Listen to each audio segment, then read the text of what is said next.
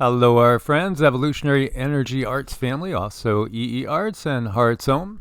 Indeed. Hello, hello, hello. And we have a surprise today. I'm so excited. Yes, we have a good friend who's been part of the family for a long time. His name is Zach Bussewitz. And I probably massacred that. Say hello, Buzz Zach. like a bee. Buzzowitz. Buzzewitz. Buzzewitz like a bee. Cindy's got it. So, Zach, Right. before you tell us about the book that we're going to talk about, and I know you have others in the works as well, tell us more about yourself in general. Well, about myself in general, I am a loving father of two children who are currently with their mother in the country of Bulgaria, and they're enjoying their time there. And a little about my background as far as how I got into the book or spirituality. I went through the traditional background of going to college and trying to finish a degree, 5 credits short there, with a medical background. So I initially had a medical scientific background, and through some of my journeys and travels, I got tuned into more of the spiritual and metaphysical aspect of things, and was really, really drawn to those things, and most importantly, self-discovery along the way. So kind of scientific background turned spiritual truth seeker, and that's kind of what guided me into, the longer picture of writing the books. Wonderful. And so you are in Colorado, correct? That's correct. Definitely a beautiful place and a high vibe area. Definitely. I love the mountains, love hiking, absolutely love hiking. That's my second meditation, or maybe first meditation. So yeah, go hiking in the forest every day I can. So tell us, what motivated you to write this particular book? It started off as I was kind of guided to, I knew I was going to write a book at some time in my life. I've written different things in the past, and then I got spiritually guided. I do spiritual dowsing as part of my meditation practice to connect with spirit guides and other angelic beings or ascended masters. And I originally wrote a book called, or 3/4 of a book called Be the Christ. And it was basically with the philosophy of, one, self-discovery, me trying to figure out what is the truth of Christ, and how can we be that in our everyday lives. But along that path, as I was writing it and doing some travels, I feel like I was kind of karmically guided to certain lessons in my life, and then at one point had a turning point where it was kind of a, oh no, what am I going to do moment like this within the book that I was formerly writing, which was Be the Christ, and my current life. And it was, I guess I was spiritually guided in a different direction. And then that spiritual guidance that I received was virtues. And I'm like, wait a minute, there's really something here to be delved into and reopened, for humanity. It's like, especially in tune with what I'd already learned in the metaphysical aspect of mind, body, spirit. I got the intuition. I'm like, hey, wait a minute. This old knowledge is also very, very pertinent to the new age of mind, body, spirit type of living. Absolutely. So who would you say this book is for? I would say every single, from my perspective, every single soul on earth. Although it does utilize biblical quotes and quotes from Yeshua Christ, it's definitely comes from a more holistic view, or broader broader and wider view of all spirituality, whether that be Buddhism, Hinduism, Taoism, Christianity, all of the above. I really feel that the virtues in and of themselves are universal. In other words, they're at the core of every religious system or spiritual practice. At some point, you're going to come down to the virtues, whether that be in thought forms or as frequencies, however you view them. But at some point, they're part of the soul experience of life, as far as learning and overcoming and all the love and in between. It's kind of what I feel like we're here to master as well. Absolutely. Interesting, deciding to use virtues. And, transformation is absolutely needed. And that's the thing that's truly missing, unfortunately, with what we've been brought up with. I mean, we've been brought up with, well, hey, the dogma is you just say something, dab a little water and, hey, you're good. You're good. But no, we got to do work. This takes work. This is about transformation. And, we could get into some of the chapters and the headings that you've put into this book in a little bit more depth. Yeah, what comes to me when you say that is especially the dogmatic part of, what has come to be our religions that the majority of us experience in our world today. And that is going through the motions without going through the emotions, and that's one thing I'd like to focus on without, the virtues alone, without the believing or feeling them in your heart. It's a dogmatic nothing shell. Yeah, and I love the way you put that. Feel them, and embrace them in your heart. Our heart is it's something I go into in some of the earlier chapters of the book.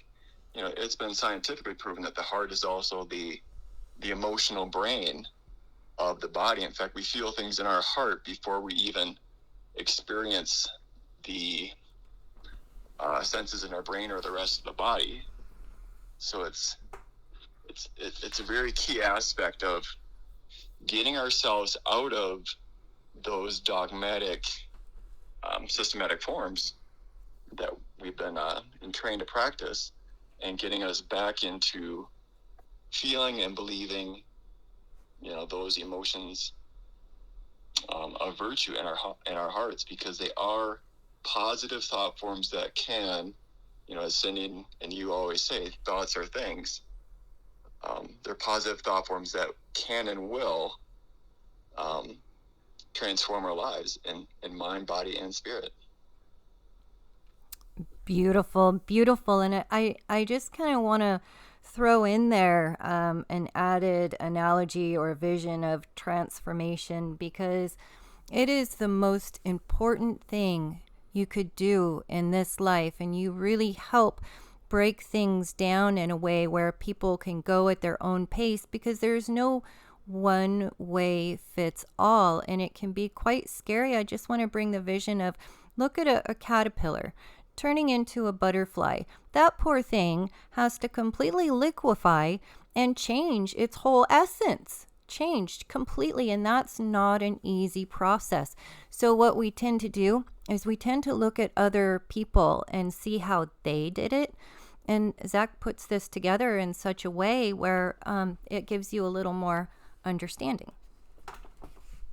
Thank you, Cindy. I love that metaphor of the caterpillar to the butterfly. And also what you said there too just rang about, like, this book is designed to be uber simple. That's one thing about it, where it's kind of, it's supposed to be a little bit easy to comprehend and practice.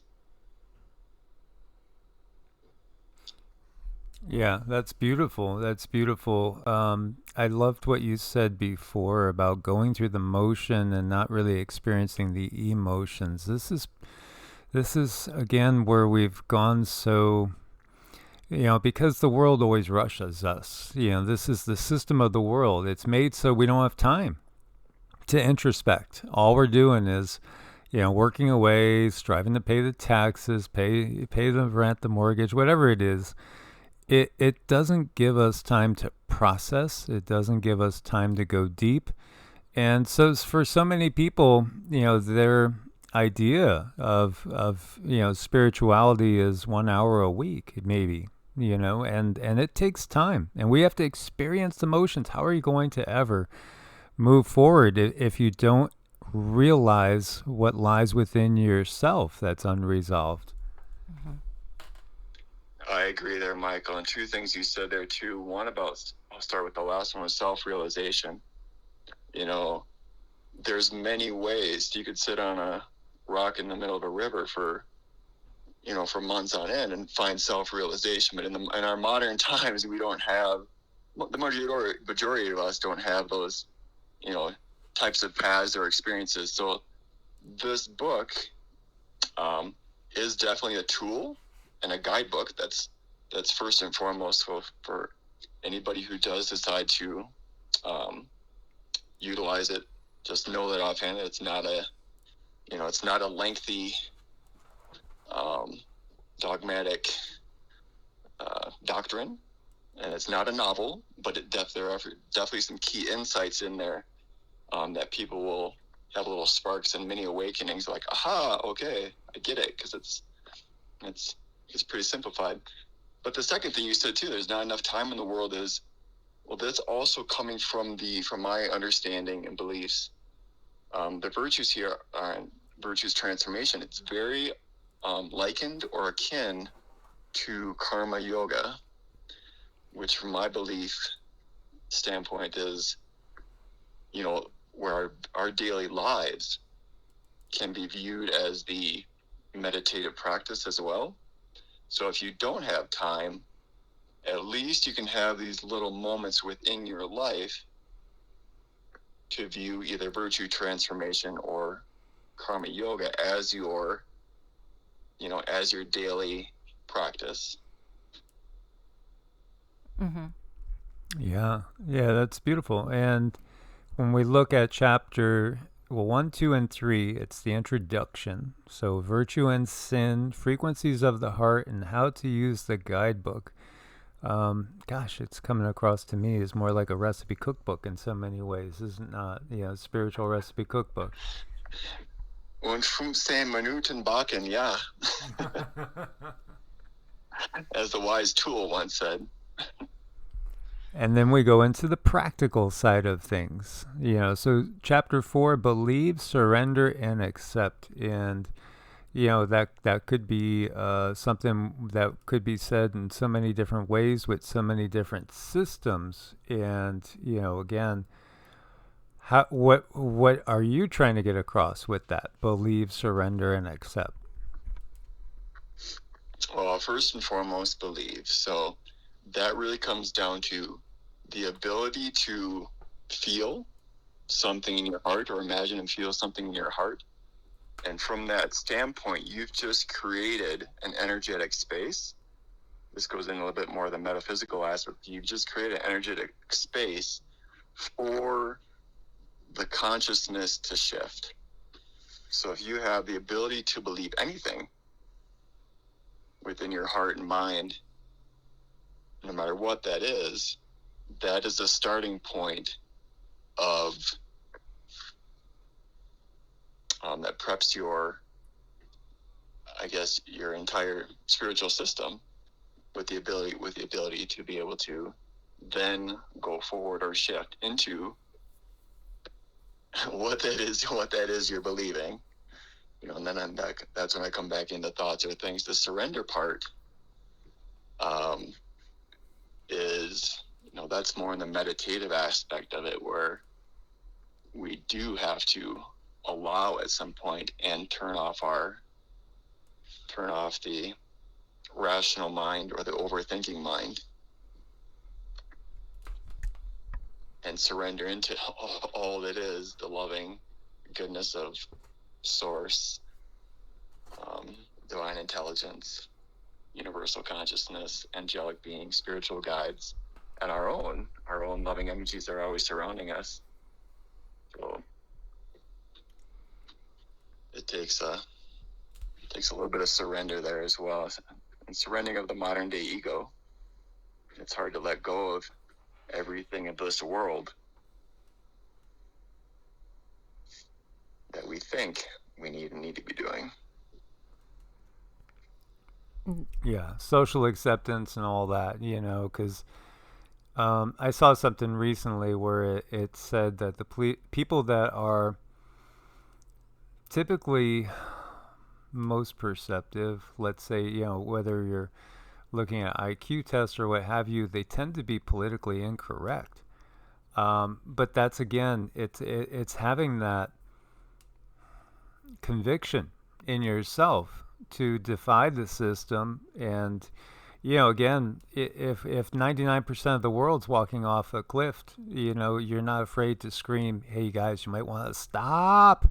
It's willing to be politically incorrect, willing to look like the oddball when you are, just basically you're standing strong in what your beliefs are, that you've gotten in an experiential way by surrendering, taking the time to absorb and shut off, that tape recorder in our mind.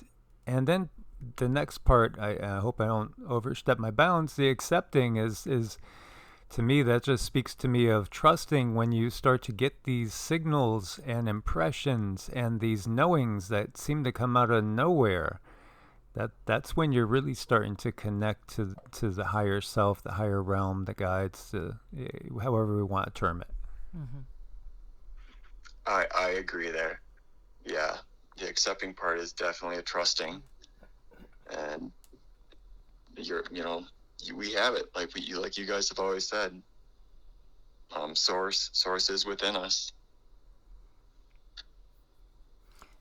Can I just want to comment, because this brings to my mind how we are brought up in this Western world, and how we're told really how to feel about ourselves, how we are told what we should be doing. And with children, they have these milestones. Well, Susie, Sally should be doing X, Y, Z by 3 months, by a year, by 18 months. And it's all outlined for us. And that's the undoing, I think, that we need to do so that we can find out really who we are. To me, the education system, from my experience and what I have seen, is more damaging than just allowing a soul to bloom like a flower. Flowers don't read directions to bloom, and they don't compare themselves to the flower next to them. They just do what they do, and they're so good at it, and it's just pure beauty. So it's about finding that place inside of yourself, and this book is really helpful for that. I agree with you 100%, Cindy. It's, I kind of feel like if children, or if we were kids and we had this book at a younger age, and it's not the only way, but from my perspective right now, I'm just thinking of that, like, yeah, if we learn the virtues as those are the most important thing, or that of the totality of Christ or Buddhahood or moksha, if we learn these things at an early age and trusted them that these were the important things to achieve or feel, or become in our lives, our entire society will be much better, obviously be turned upside down at this moment in time.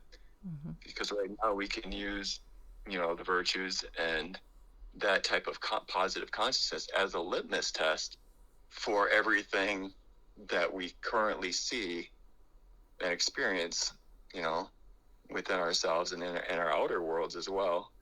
And I think that's also part of the practice. The more you get into this, the more you really do start to realize, oh, wait a minute, not only am I changing, but I'm also seeing what needs to be changing on a holistic level around me or around us. Absolutely.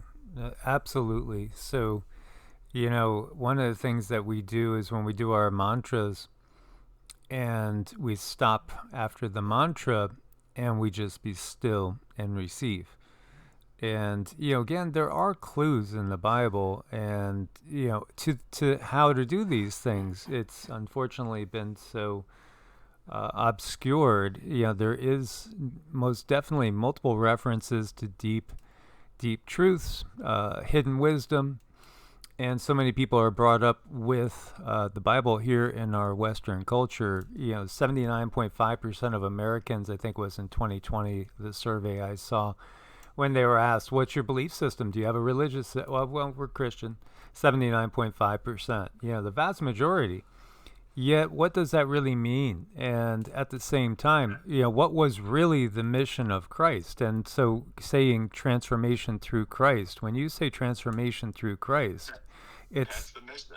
Yeah, and I don't think the masses, that 79.5%, I'm betting that maybe 5% have an understanding of what you're trying to say, if that. Yeah, that's a hard. You're nailing it on the head there, Michael. And I personally don't know the percentages or how many people are. I know there's plenty of people who are Christians who have, just by their own intuition, have taken the right path, and they do get it. They do read through and they do see through. And for those, it's like, yes, you get it. You have managed to see through the, indoctrination and the manipulation and the different changes that have been made to that book. But there are some who, who do get it in their hearts. But at the same time, too, you're right. What is the majority who see it as, Yeshua Christ's teachings as the transformation or enlightening or ascension or soul salvation process? And that's one thing about this book. It really focuses and simplifies it down to those points where, after reading the first chapters, you're kind of like, oh, yeah, okay, I get it. That's why Yeshua was here. He's a great teacher teaching us how to do this.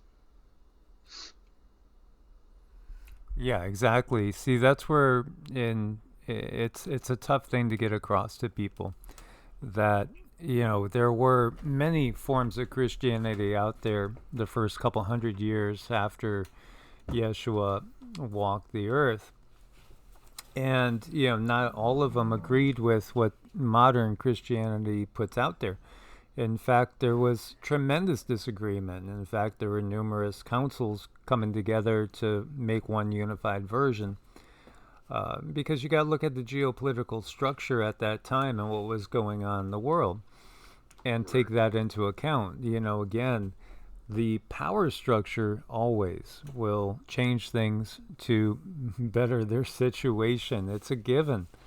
And, if you can't beat them because a movement's sweeping, then join them. But hey, why not give a unified vision that will benefit the power structure? So, there's so many things that become these biblical mysteries, like when Yeshua is supposed to have said, I and the Father are one, or before Abraham was, I am.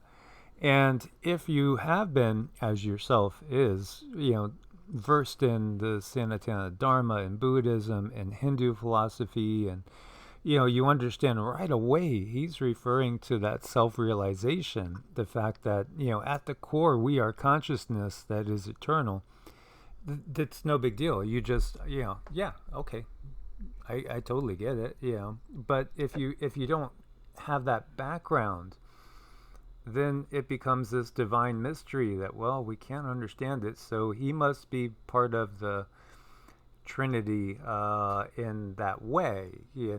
Again, it's kind of that mystical distortion that the masses don't really understand or don't take the time to go deep. But if you look outside the box, or if you allow yourself the time and take the time and effort to go within, it'll give you that big aha moment.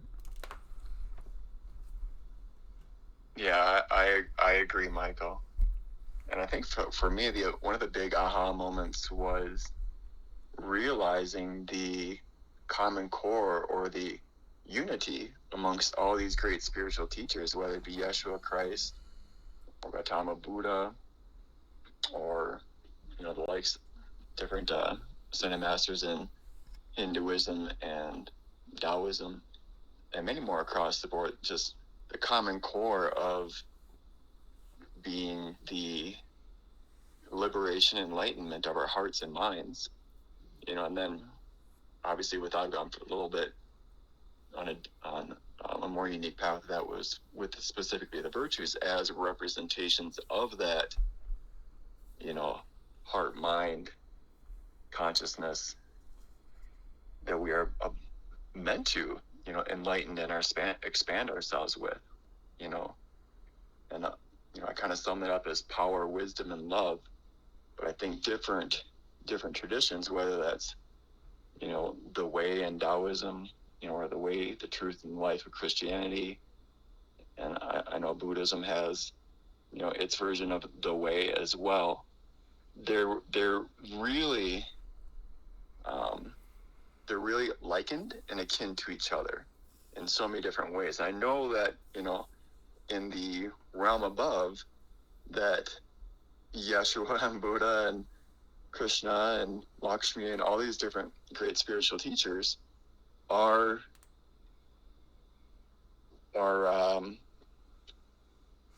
brothers and sisters, and unified in this loving consciousness. Absolutely. That's exactly what we've found. There is no dissension amongst them. Not at all. I do remember reading the Gita, the Bhagavad Gita, for the first time, and that was after deep, intense biblical study. Actually, borderline obsessed. If you call, writing by hand, many books like the Book of Isaiah and all the old prophets, I actually was transcribing them myself by hand to commit them to memory, and literally, it hit me that this core voice behind Yeshua is the same as the core voice behind Krishna when I was reading the Gita for the first time. It was just like, I remember putting my pen and pencil down and just having this heart-bursting moment that, whoa, it's the same voice that I'm hearing. Yeah, I felt that as well, Michael. And that kind of brings me down to, like, in one of the very first chapters, just defining the word Christ. From my research, the word Christ means the anointed one. The word Buddha means the enlightened one. Tao means the transcended, and it kind of goes on and on with, moksha and satori, all meaning that very similar process. I'm going to kind of transverse back to something you mentioned earlier about, when Yeshua Christ was in his times and, I guess, standing up to the Roman system and the Pharisees. Well, from my research, the word ecclesia, which is the Greek Hebrew word for church during those times, it literally meant to be called out, or the called out ones. Well, what were we to be called out of, according to those teachings, was the ways of Rome, the ways of the Pharisees, basically that type of consciousness. And that type of consciousness was not in the enlightened Christ Buddhahood state of consciousness, or it was not, nor was it in virtue consciousness, which are basically all thought forms and frequencies out of the higher vibrations of source. It was in a fallen type of consciousness system. Yeah, beautifully said. Absolutely beautifully said. So again, the anointed one, and just as we were talking about the geopolitical, motivations that went on and the power structure that emerged, it again, it's the system taking a teaching and then transforming it instead of a unifying thing into something that's about division. And that's exactly what they've done. These beautiful beings all have love and respect for each other. And it truly is, insane comes to mind, crazy, to think that they would be in opposition to each other.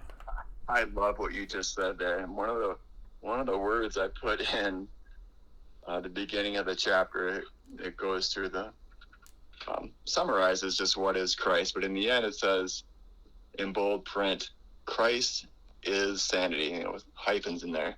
Instead of Christianity, it's Christ is sanity. So when you truly feel and embody the type of virtue consciousness, and again, this is not dogmatic, this is unified love, beyond anything that's already been dogmatically written out there. But when you feel, and experience and embody all this type of virtue consciousness or enlightened consciousness, that's when you realize that Christ is sanity. Wonderful. That I love that. And so if we were all practicing it, it would be a beautiful, and it will be a beautiful world. Absolutely. It is going to transform. It has no choice. And if I jump ahead a teeny bit. Sorry there. That just brings me to one of the main things in the title, which is be the change you are destined to be in the world. In other words, in the eternal nature of all of this experience, this is the virtues, Christ, Buddhahood. It is all of our destiny to be unified with Source within. It's not a matter of when. It's just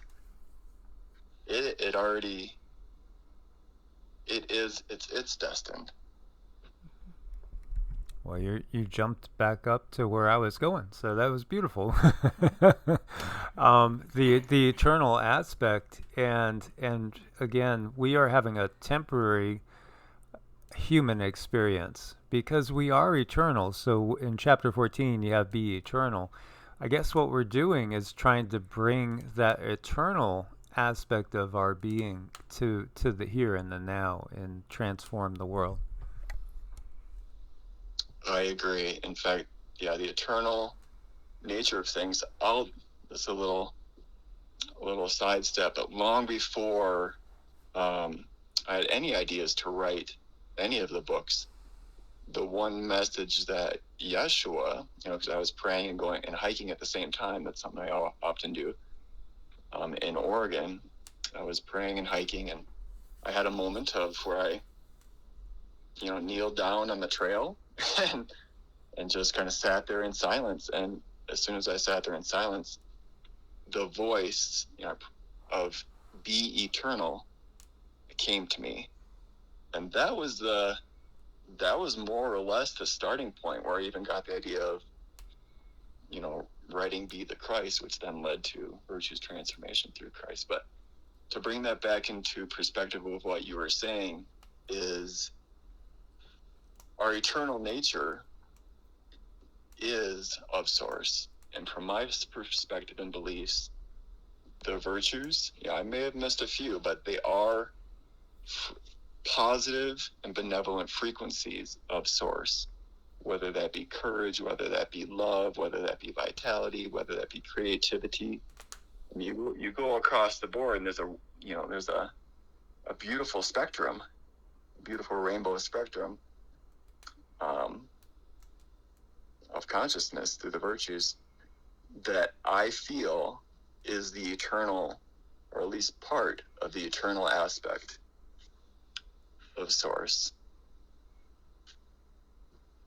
And I also feel that this is what we're here on Earth to be. This is the most important thing that we're here on Earth to be learning. This is one of the grander part of the experiences, is to know and to know thyself. But to know thyself is also kind of realizing, okay, where am I possibly falling short? And where could I possibly grow? For someone, it may be they need to grow more with patience. For someone, they may need to grow more with compassion.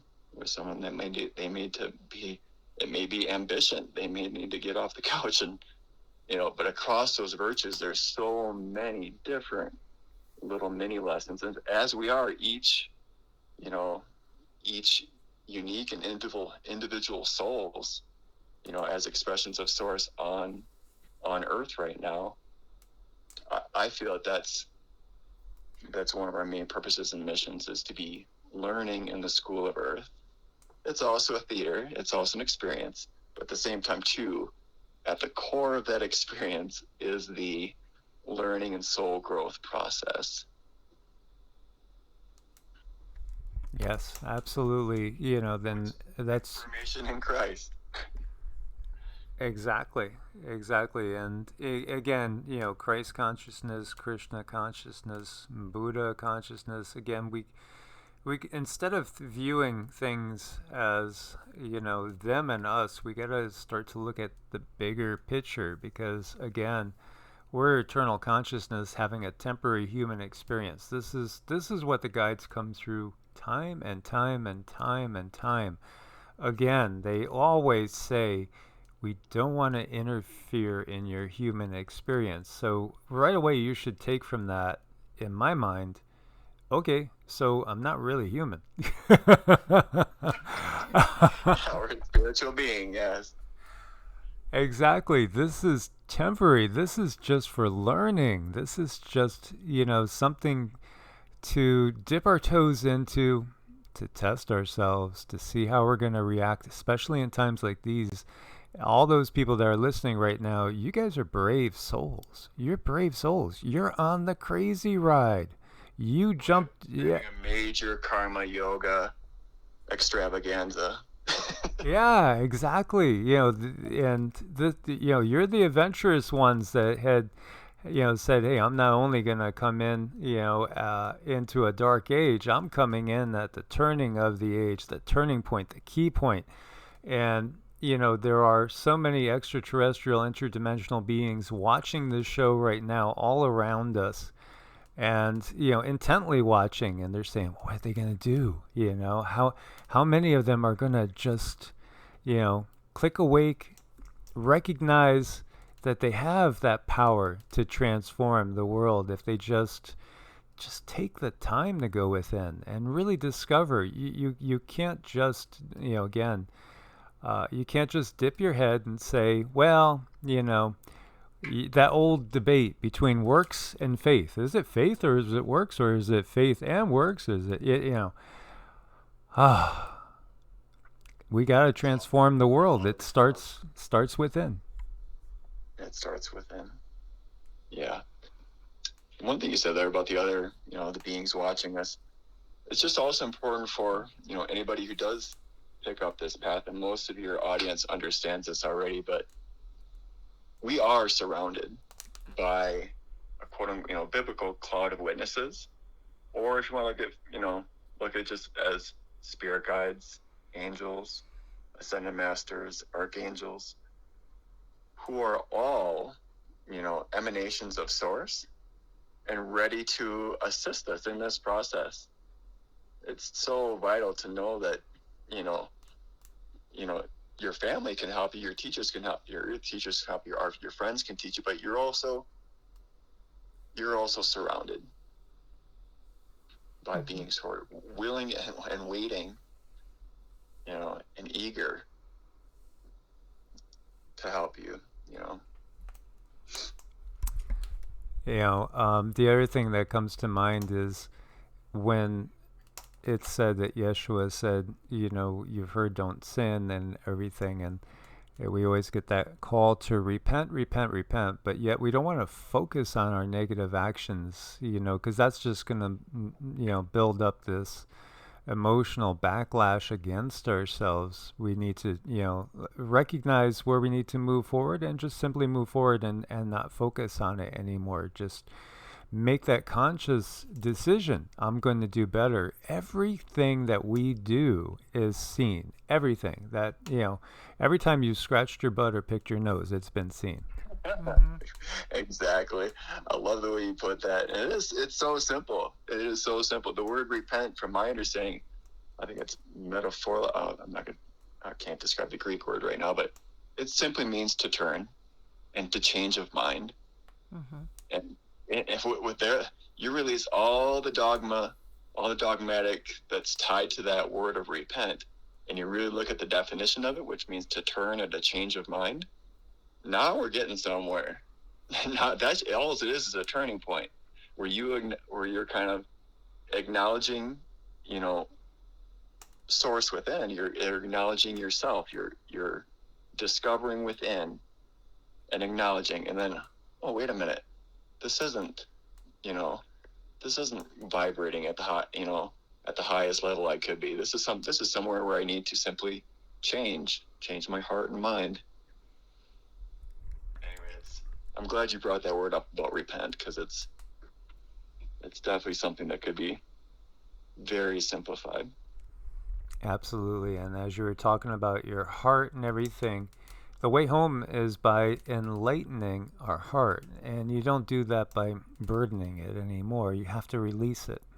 Release and let go. Acknowledge, release, and let go. And again, when it's said, if you even think about something, now that's where we got to control our thoughts. And when we start going into these negative mental loops, we need to recognize that and not feed it, and just cut it off, stop feeding the fire there, and move forward in a positive direction.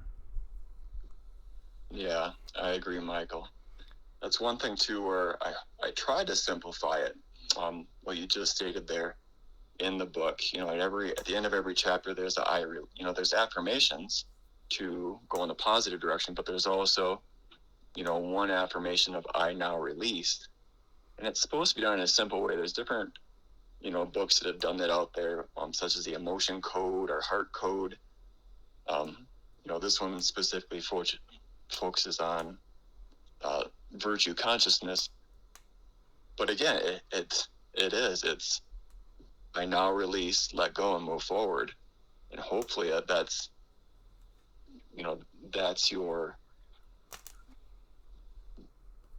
your thought process within all of this. That's the way you move forward, not with regrets, not with resentments, and not with any of the past burdens of negativity within. And that goes the same. There's a reason I also, at the back of the book, the sin consciousness chapters, they're there to acknowledge, because those are, kind of, as a collective, they'll sum up what were the majority of what we need to let go of or move through. And it, in the original form, as these are sins, you will, you're going to burn in the lake of fire. They have a lot of darkness to them, and people will attach themselves and their emotional states and their emotional hearts and minds to those. But hopefully I've written it in a way where it's short and sweet, just as acknowledgement for transformation, or to turn and change, and then release and move forward. Mm-hmm. Absolutely. So if you wanted to give everybody that's listening a little blurb of guidance or encouragement or anything to wrap this up, please share. I'll just share this. If we can envision, it's, I always ask the question, what would the world or a new word of virtue consciousness, or people practicing, positive thought forms and throughout their lives, amongst their family, amongst their friends, amongst their daily practices. What would the world look like? It's kind of become cliche, be the change, that started years ago, but without truly knowing the direction where you personally might need to change, or what you might personally need to let go of, and then you can extend that out and expand that to the world. It's kind of like the blind leading the blind. This book gives a little, simplified nutshell, but a really, hopefully, clear direction on where we can start to change within, learn about ourselves, and in turn, create a better life, not only for ourselves, but humanity as a whole, and expand in that enlightened consciousness of Christ, or enlightened consciousness of Buddhahood, or enlightened consciousness of Source. I think that's just so wonderful, and it's so beautiful. And there's one thing I always like to kind of... Don't forget about the love. Yes, the love. When I say enlightenment, it's like, Yes, indeed. And one thing I always like to compare it to is we're all just kids walking each other home from school. And sometimes there's some really good stories, and sometimes kids can tell you that are in the grade above you what that's like. So it takes some of the fear out of things when you know what that other person has experienced and gone through. Even though we're all still going to have our own unique experience, it's nice to be able to look to a safe place and get some understanding and comparison. Oh, that's well said, Cindy. Mm-hmm. We are all in this together. And what came in mind is, we are all in this together. We are each other's teachers, just as much as we are each other's students. And that's also by intelligent design. This is why we're here. Indeed. And one thing I say too is, there's a quote in the Bible. It's basically enjoy as much as you can the process and experience. There's a lot of lessons to learn, but be of eternal nature, knowing that we're eternal beings having a human experience. Count it all as joy and enjoy the journey. That is beautiful. And on that note, we will thank you for this sharing all about your book and yourself. And I'm sure we'll have you back again in the future. There's so many topics we could explore together. Everybody, please do check out Zach's page. I'll put links to Amazon. And if you're so inclined, go ahead and show support and order the book and delve deeper into all these beautiful virtues and transformation through Christ. Because, again, this is what it's about. It's about transformation. It's something that is sorely needed and is going to happen one way or another. And we are all going through it. I love it, guys. So thank you so much. Blessings to all. Namaste. Namaste. Namaste.